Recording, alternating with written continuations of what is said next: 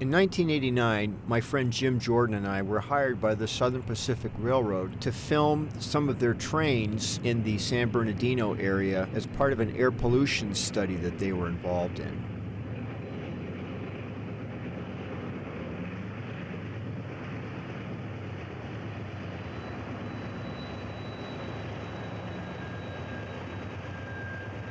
As part of the study, we filmed Southern Pacific freight trains. We also went to the Cajon Pass to film 3 different railroads, Union Pacific, Southern Pacific, and Santa Fe, so a comparison could be done of the amount of smoke coming out of the stacks of the locomotives from each of those railroads.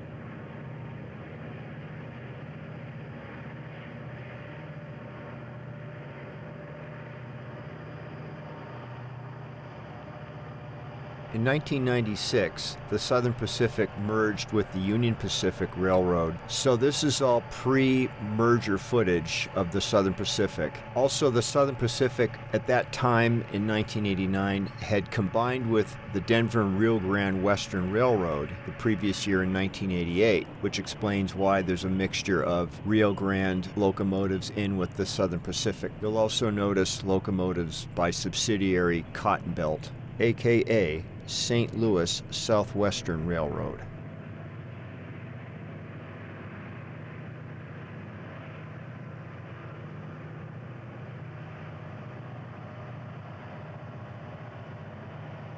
In terms of how Southern Pacific ran into trouble, as the story goes, there was an employee of the EQMD who would drive between Redlands and Palm Springs, California. And as he was driving down the 10 freeway, he would see the Southern Pacific trains going by on the nearby tracks. He would pull out a gray card, hold it up as he was driving to the smoke coming out of the smokestacks, and anything that was into the gray scale was a violation of air pollution standards. So he would just write out a $1,000 ticket and mail it to the Southern Pacific Railroad. He mailed off at least 100 of these before the Southern Pacific realized they had an expensive problem to deal with.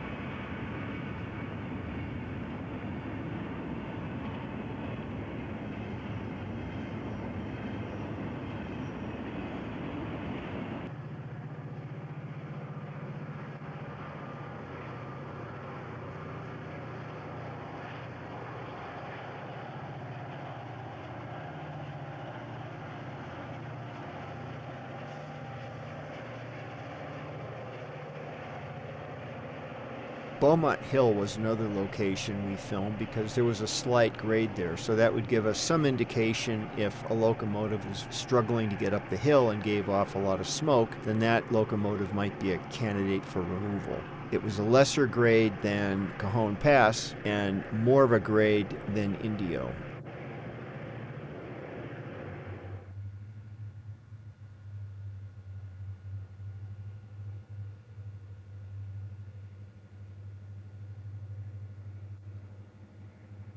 The video quality on these is so-so because these were filmed with early VHS cameras. Oh my gosh, I wish I had the kind of camera equipment then that we have now.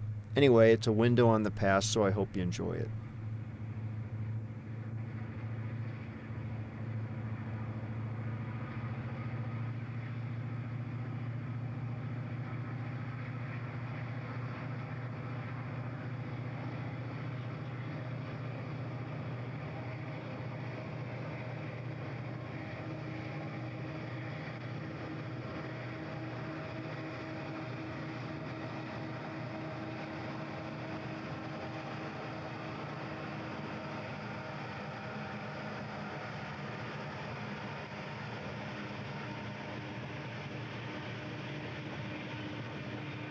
Again, there's a lot of video here of trains running by, so for someone who's not into trains, it's probably fairly boring to see this. But for those of you that are, I hope you realize the significance of this collection of locomotives that are pretty much gone, as is the Southern Pacific Railroad. So it's pretty neat to sit back and watch the footage of all these unusual trains. And in some cases, there were still cabooses on the end of some of these freights as they would pass by.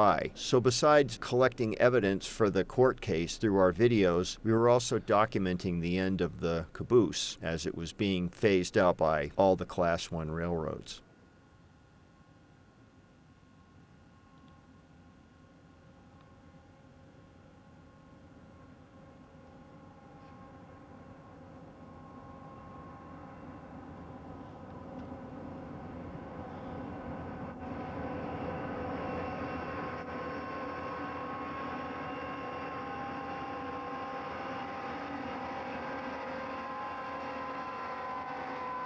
The last locomotive in this consist, as you can see, is a Jeep 9, which at one time was so prevalent all over the United States Class 1 railroad system. Strange to think that it was now going the way of the caboose.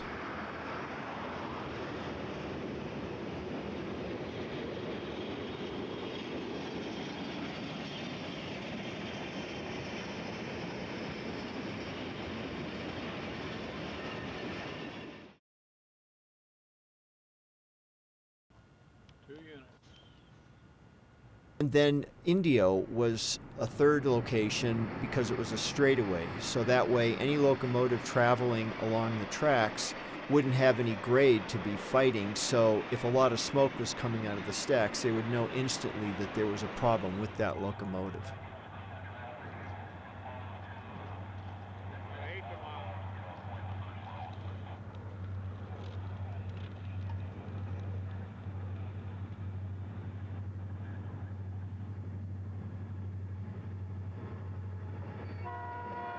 In some of these shots in Indio, you can hear a scanner in the background. That meant that Howard was accompanying me, which was great because then I always knew when there was a train coming, versus some of the times when I was just sitting on a folding chair waiting for trains to come in Beaumont Hill, so I didn't have the advantage of the scanner, which would have been nice.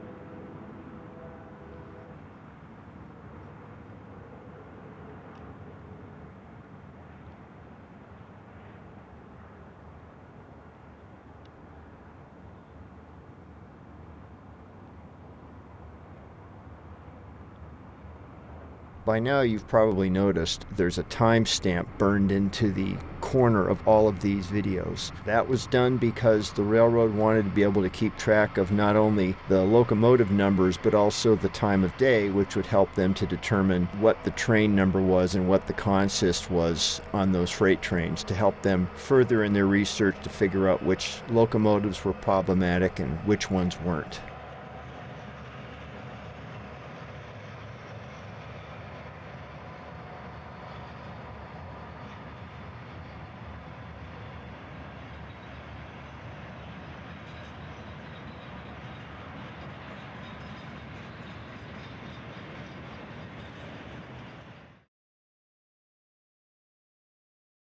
In the Cajon Pass, that was an interesting area because the lines of Union Pacific, Southern Pacific, and Santa Fe all ran through there near each other. So we were not only filming SP trains, we were also filming trains of the other two railroads to see a comparison of how much the Union Pacific locomotives smoked versus Santa Fe versus Southern Pacific.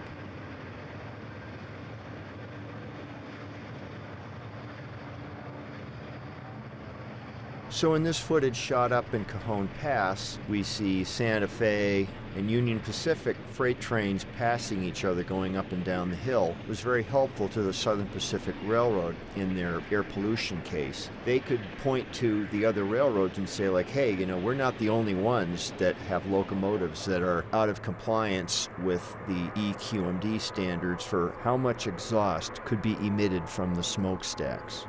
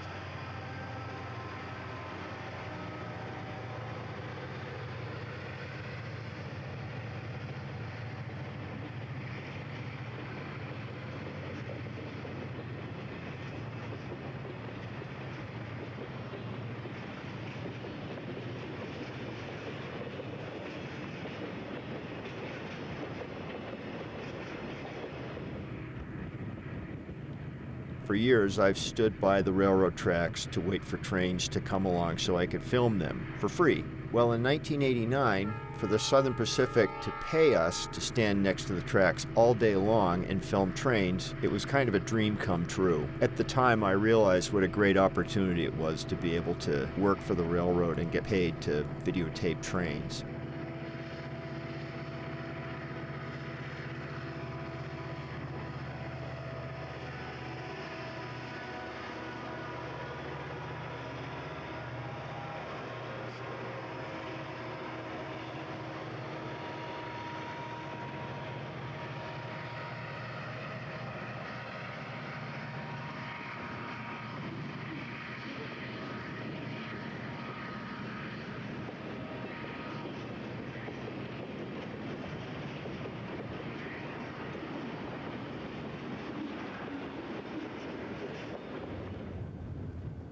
You may notice in some of these shots a hand with a notepad. That was Howard, the yardmaster at Colton, who was writing down locomotive numbers and in some cases conditions of the locomotive and any other notes he could add as these trains quickly sped by. He would also know the train numbers. This would be helpful in sorting out the consist that these locomotives would be in and what days they were traveling through. This was all helpful in putting their court case together in San Francisco.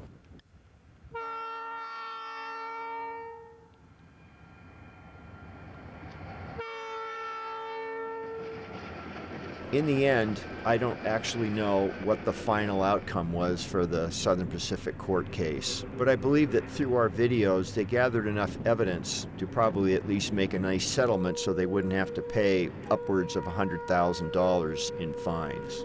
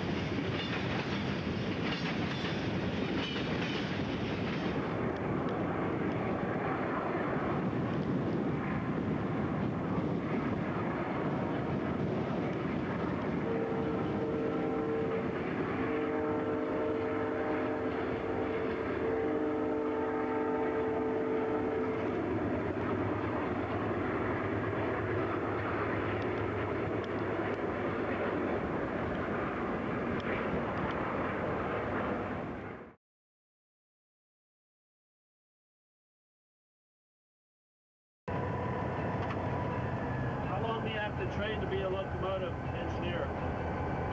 Oh, about 3 years.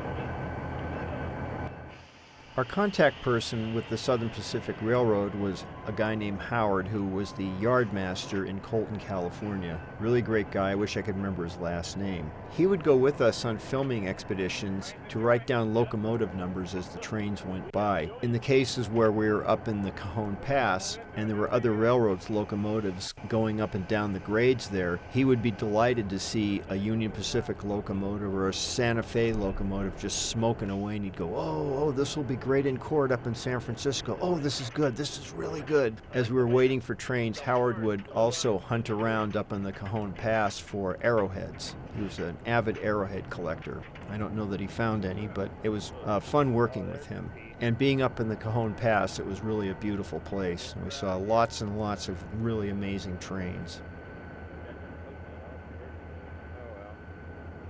It's worth it. Both hands down backwards like a ship.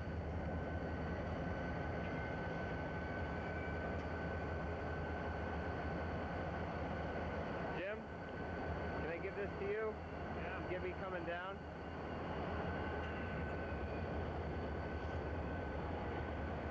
So thank you for watching this video, which is a window on the year 1989 and the way the railroad looked back then. And it makes me realize that it's always good to document the current state of railroads because they're constantly changing. And what seems normal today will seem rare in the not too distant future.